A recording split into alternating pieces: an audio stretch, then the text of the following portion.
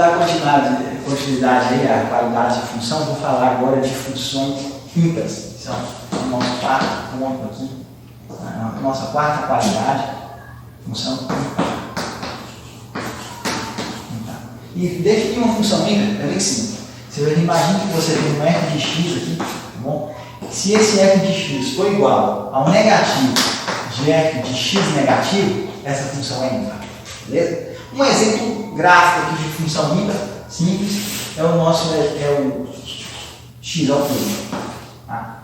Y, aqui o nosso eixo x. Esse aqui é o nosso f de x ao cubo. Y é igual a f de x ao cubo. Inclusive, f de x ao cubo é bijetor. Né? A função só crescente, reais no domínio, reais no contra domínio, aí é uma função bijetor. Mas se a gente pegar essa função e olhar, por exemplo, para x igual a A, quanto é que é f de A? F de A é igual a... Vou pegar por exemplo aqui, né? F de x, como eu disse, x ao cubo, tá? Se eu pegar quanto é que é f de A, f de A é igual a elevado ao cubo. E quanto é que é f de A negativo?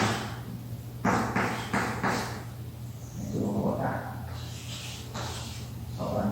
F de A negativo é o negativo de A elevado ao cubo.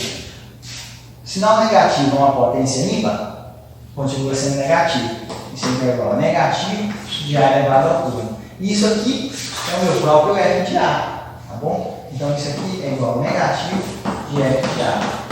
Então eu tenho aqui f de A negativo, o negativo de f de A é exatamente isso aqui, é só multiplicar por menos 1 essa propriedade. Tá? É só a gente multiplicar por menos 1 que eu fico com f de x negativo igual a negativo de f de x.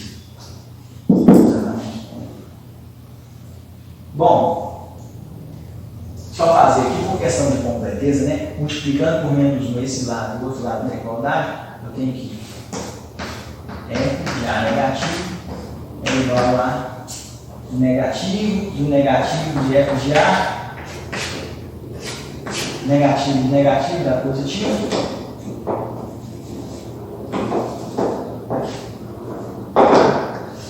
Então, f de A é igual a negativo de f de A, potência, função ímpar.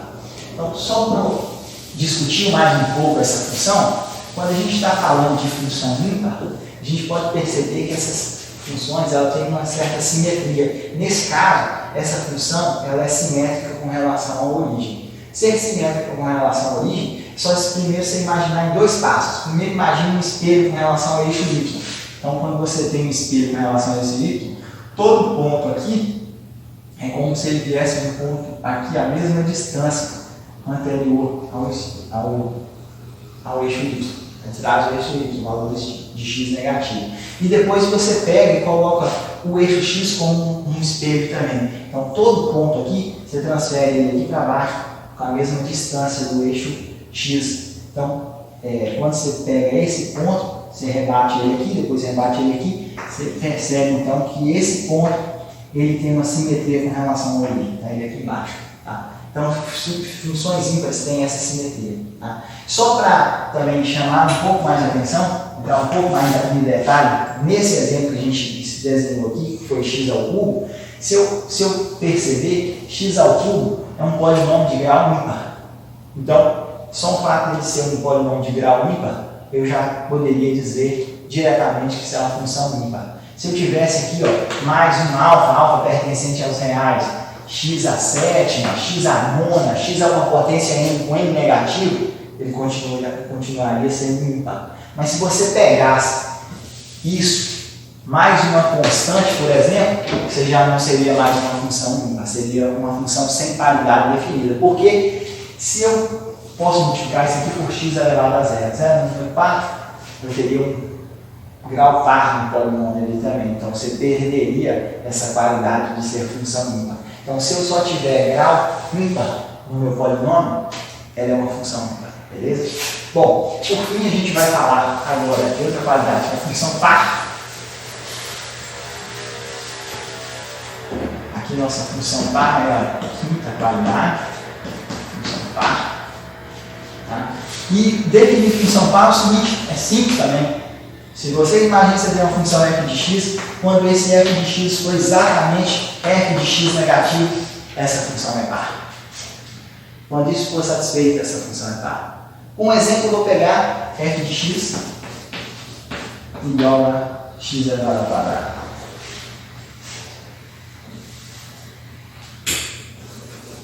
Já adiantando, quando você é um polinômio, grau par, é par. Tá? Não tem nem o que pensar.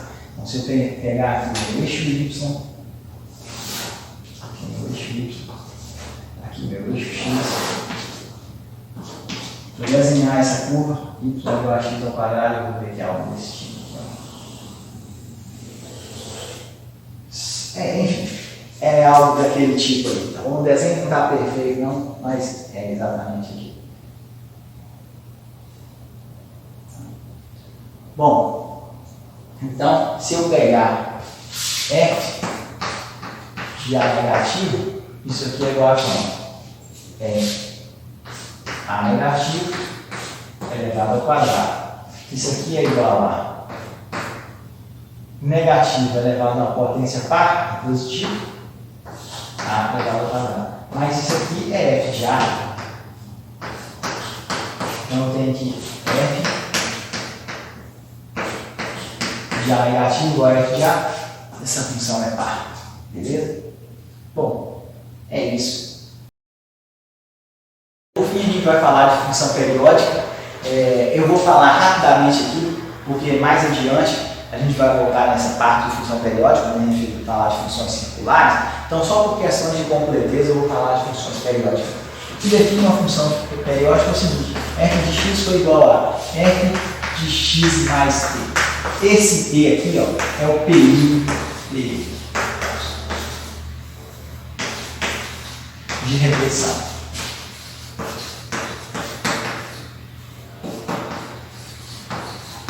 Quando você pegar a sua variável independente e somá-la a múltiplos inteiros de t, eu poderia até colocar um nt, onde t é o período de repetição e n é um inteiro. Quando eu fizer isso, múltiplos inteiros de t, somar minha variável x, mais 2t, mais 3t, mais 3t, vai ser igual o mesmo valor da função. f de x é igual a f de x mais 1t, f de x mais 2t, f de x mais nt, e assim por diante, n sendo inteiro, tá bom? Essa é a função periódica. Mais adiante a gente vai voltar a isso, então é mais por questão de completeza que eu estou tratando isso aqui, beleza? Então a gente termina por aqui essa parte de qualidade de função. Vamos falar no próximo encontro de função composta e depois função inversa, beleza? Não necessariamente nessa hora. Valeu!